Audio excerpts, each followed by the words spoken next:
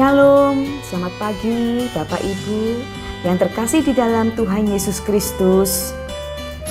Sebelum kita melakukan aktivitas pagi ini, mari kita bersama-sama mendengarkan renungan dengan judul Pernikahan adalah Kehendak Tuhan. Namun untuk ayat nasnya kita bisa baca dalam Kejadian 2 ayat 8 sampai 25.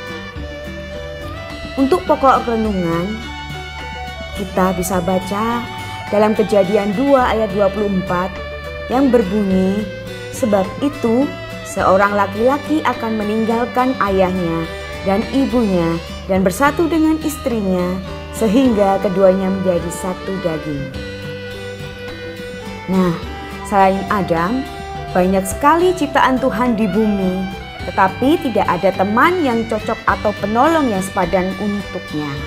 Namun, tidak ada seorang pun dapat menjadi teman bagi Adam untuk menjalani hari-harinya di bumi.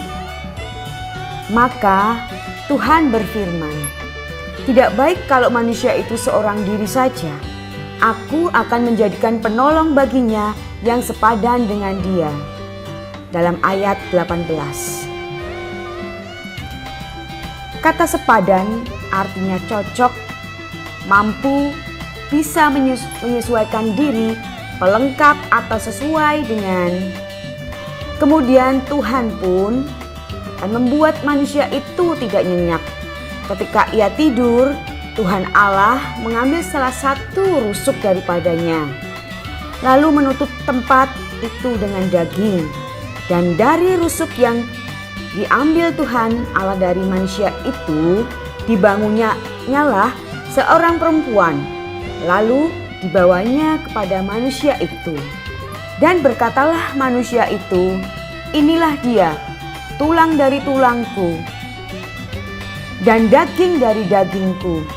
Ia akan dinamai perempuan, sebab ia diambil dari laki-laki." Dari ayat 21 sampai 23. Jadi demikian saudara-saudara, Tuhan menciptakan perempuan sebagai pendamping bagi laki-laki. Adam meski memiliki semua hal yang mungkin ia perlukan di dunia ini, tetapi di dalam dirinya ada kekosongan yang tidak terpuaskan. Adam pasti merasa sangat kesepian. Hawa memenuhi kebutuhannya itu. Ia melengkapi Adam, seperti juga Tuhan telah menciptakan para istri sekarang ini untuk melengkapi suami mereka melalui pernikahan. Pernikahan adalah lembaga pertama yang diciptakan Tuhan. Ikatan bersama antara suami dan istri adalah sel terkecil suatu gereja, di mana dua orang mengasihi Tuhan bergabung menjadi satu. Di dalam pernikahan, suami dan istri akan mengikat janji dan menyatu, sehingga keduanya menjadi satu daging. Dua orang menjadi satu, disatukan dalam cita-cita, pikiran arah, kehendak dan tujuan hidup. Itulah sebabnya para single perlu menyatukan pikiran dan hati dengan calon pasangannya sebelum mereka menikah. Banyak orang yang hanya bersatu secara fisik namun tidak pernah bersatu dalam roh. Banyak orang menikah dan kemudian baru menyadari bahwa orang yang telah ia nikahi itu punya rencana hidup yang berbeda. Karena itu Bapak Ibu, kita perlu waktu untuk saling mengajak atau mengenal satu sama lain.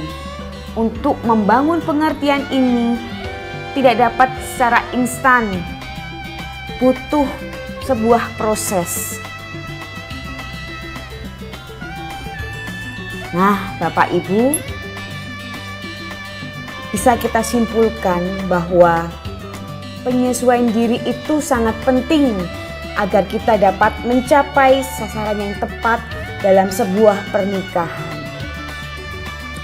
Demikian renungan pagi ini. Terima kasih, Tuhan Yesus memberkati kita semua.